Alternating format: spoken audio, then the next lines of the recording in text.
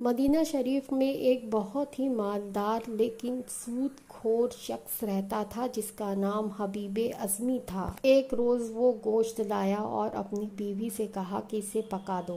بیوی نے کہا کہ گوشت پکانے کے لیے لکڑیاں نہیں ہیں۔ حبیب اعظمی نے سود کے پیسوں سے لکڑیاں لا کے دی۔ کھانا بنا، دسترخوان سجا، لیکن جیسے ہی گوشت کی ہنڈیا سے ڈھکن ہٹا، حبیب اعظمی نے دیکھا گوشت کی جگہ خون ابل رہا ہے۔ بیوی چونکہ نیک تھی، بیوی نے کہا کہ اللہ نے تمہیں ہدایت دے دی دنیا میں ہی، اس ہدایت پر عمل کر کے اپنی آخرت بنا لو، نہیں تو بہت پچھتاؤ گی۔ بیوی کی یہ بات حبیب اعظمی کو آگ کی طرح لگی۔ حبیب اعظمی کانپنے لگے۔ حبیب اعظمی نے تبھی سوچ لیا کہ یہ سود کا کاروبار آپ بند کر دیں گے اور اللہ کے نیک راستے پر چلیں۔ یہ سوچ کر گھر کے باہر نکلے۔ گھر کے باہر بچے کھیل رہے تھے۔ ایک بچے نے کہا کہ ہٹ جاؤ، سود خور آتا ہے، اس کی پرچھائی بھی ہم پر نہ پڑے۔ حبیب اعظمی روح تک ہل گئے۔ آپ پھوٹ پھوٹ کر رونے لگ گئے۔ حبیب اعظمی نے دل میں سوچا کہ اب میں اتنا خستہ حال ہو گیا ہوں کہ اب بچے بھی میری پرچھائی سے دور بھاگنے لگ گئے ہیں۔ سوچ کر ایک دیہات میں پہنچے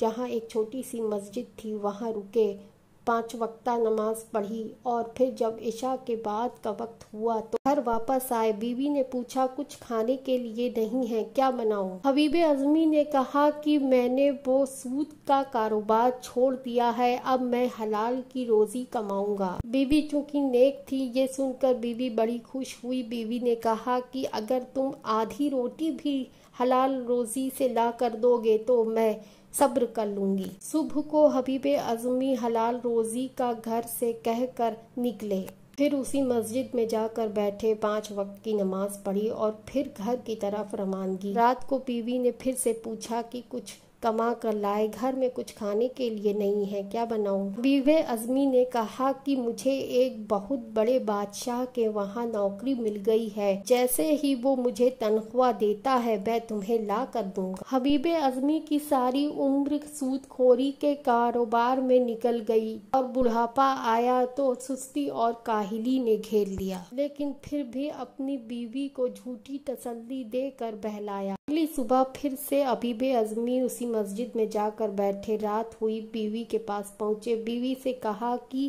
ابھی بادشاہ نے مجھے تنخواہ نہیں دی۔ یہ جھوٹی تسلی حبیب اعظمی اپنی بیوی کو 4 دن تک دیتے رہے۔ 5ویں دن حبیب اعظمی نے سوچا کہ یہ جھوٹ کب تک چلے گا، ایک دن تو پتہ چل ہی جائے گا، آج ہی بتا دوں گا سچ جا کر۔